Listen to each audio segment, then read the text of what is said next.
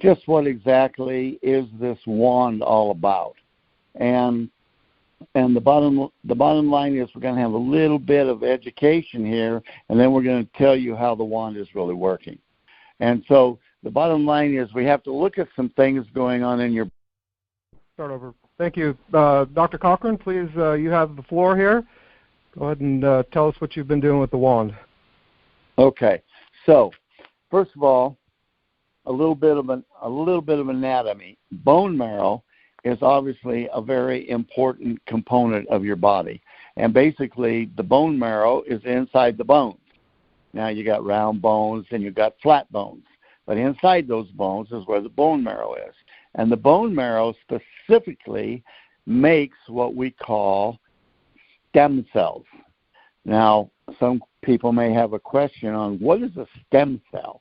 Well, basically a stem cell is a hibernating cell that's kind of hanging out inside the bones. So when your body needs some special cells, your brain will tell those hibernating cells, first of all, to wake up. And then after they're awake, your brain's going to tell you where to go in the body and change into the type of cells that you need. So I'll give you an example. Let's say your body's needs some more red blood cells. So the brain picks that up, and the brain sends a signal to the bone marrow. And it says, hey, bone marrow, I need some of these guys that are asleep, called stem cells. I need them to go over here to another area in the body, and I need them to change into red blood cells. And so that's exactly what it happens. So a stem cell is a cell that's ready to change into something else that your body needs. And it is controlled by your brain. Well, in order for your brain to communicate with the bone marrow, there's got to be a connection. And that's called a chakra or a wiring harness. And if you look at the information that is with the wand and other information out there, there's chakras, and there's 7 of them. And they start on your tailbone, basically, and go all the way through your body. Well, there's one chakra that's extremely important, and it's the one that controls the wiring harness in your body, and it's called chakra number 7, or the crown chakra. And this is one of the most important chakras because it controls the entire wiring harness for every cell in your body. So let's give an example. Let's say you got a car, all right, or any motorized vehicle, whether it be a car, a motorcycle, anything like that. There's a computer somewhere or a control center somewhere in that motorized unit that controls other parts of that unit, whether it be a car, a motorcycle, an airplane, you can electric bike, whatever. But what you have to understand is that wiring harness, if it shorts out, you lose communication between the controller. So in a car, if you have a short circuit in a wiring harness, the computer can run fine, but the part that the wiring harness goes to, if it can't read it or can't send a signal up to the computer, then the computer doesn't know what to do. Your body's the same way. So you got your brain, which is your computer. You got your wiring harness, which is an electrical and or energy lines that run through your body called meridians. And that's from Eastern medicine, acupuncture. Maybe some folks have heard about acupuncture meridians. They're not any more than an electrical wiring harness and an energy line. You've got to have that wiring harness working right to go to parts of your body. So if your wiring harness isn't working right, guess what? Your car is not going to run right.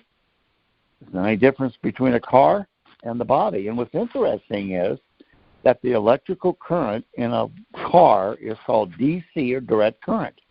The electrical current in the body is also DC current. Now, I find that very interesting. So what we want to do is we want to get the brain and the rest of the body communicating properly to the cells of the body. So if you have an area that needs some additional new cells, the body can make that happen. So how does this all work? So first of all, I've looked at all the information, and I've been using the wand.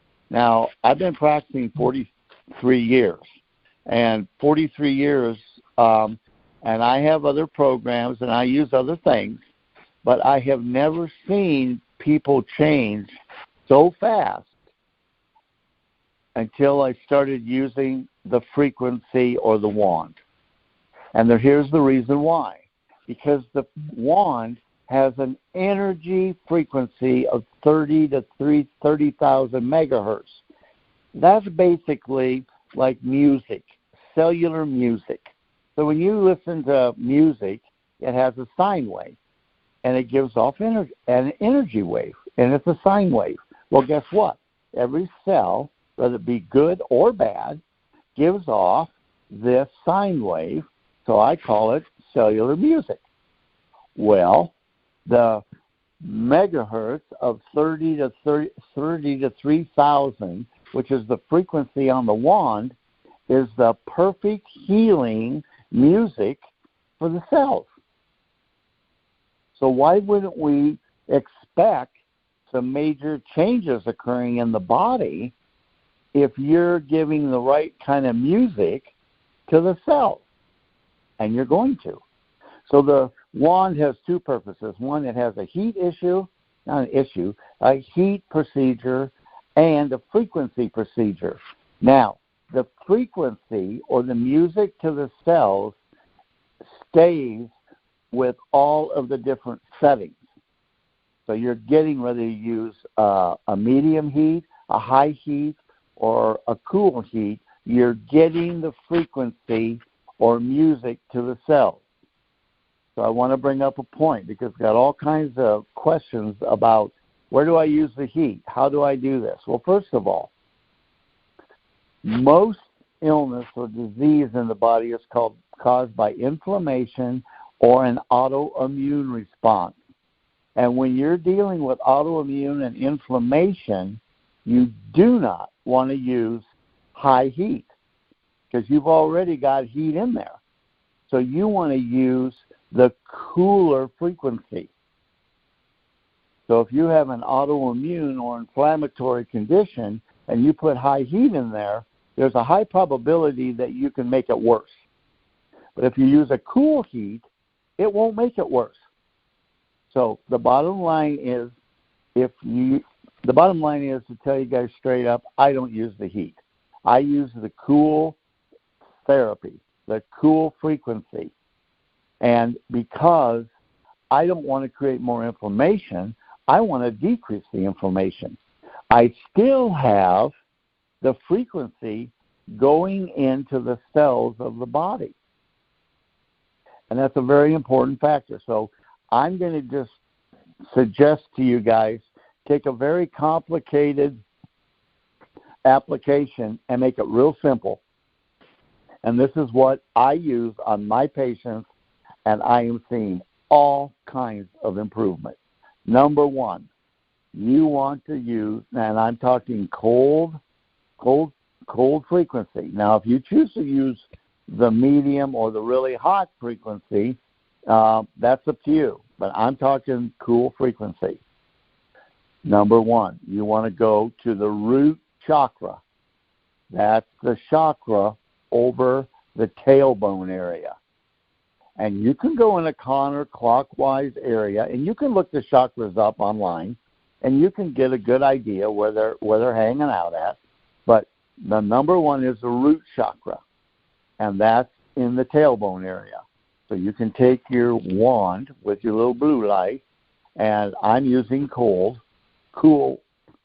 frequency, and I You can either do a circle or you can just hold it there in the middle of the tailbone for about 5 minutes, maybe 10. It's up to you. Now, the other and most important point is the crown chakra, because that's the governing chakra, and that's what it's called.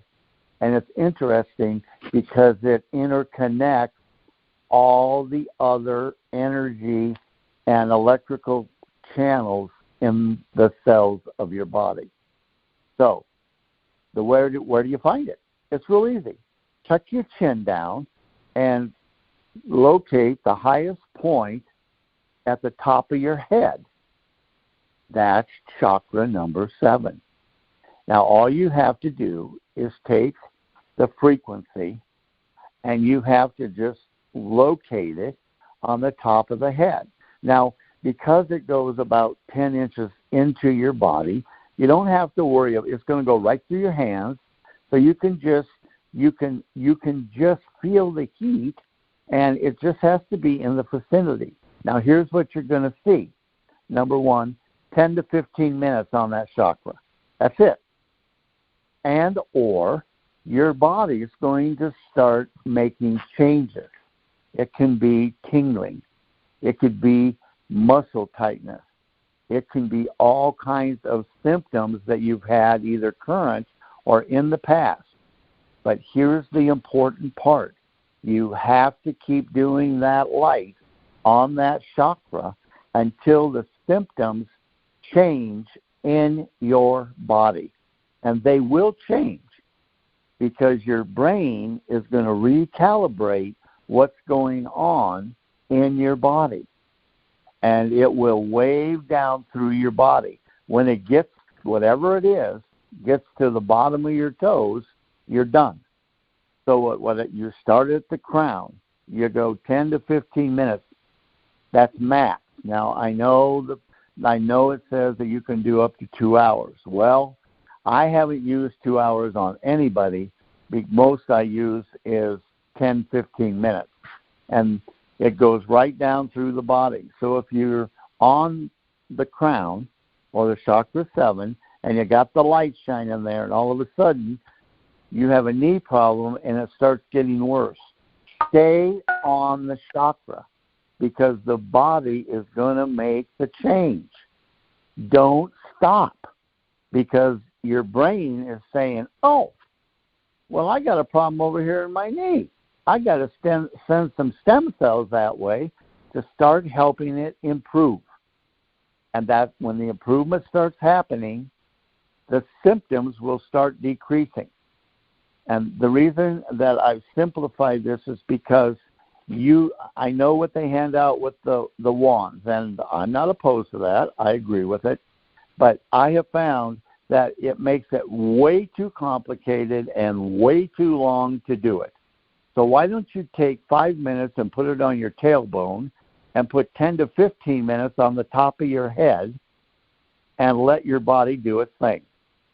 Now, I can tell you all kinds of different things that are happening, but I'm not going to get into that tonight because the philosophy is let's make it simple, let's make it doable, and just let the body do what it is meant to do. So bottom line, I'm using the cold or the cool frequency.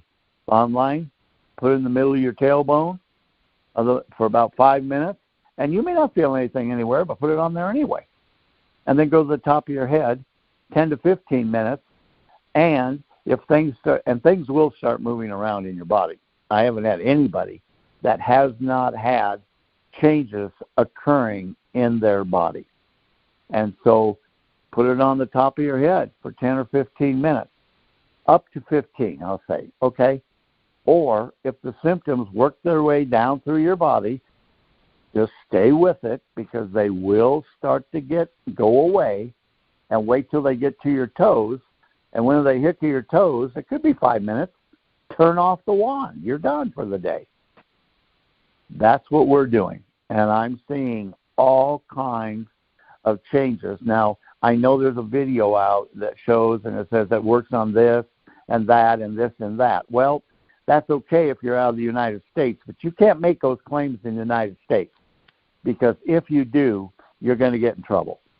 So all I'm going to say to you is look at that video, and it's from Malaysia, I believe, and it talks about all the different types of conditions that the wand can work on. And I can tell you straight out, I've seen these conditions change right before my eyes. And I've seen it.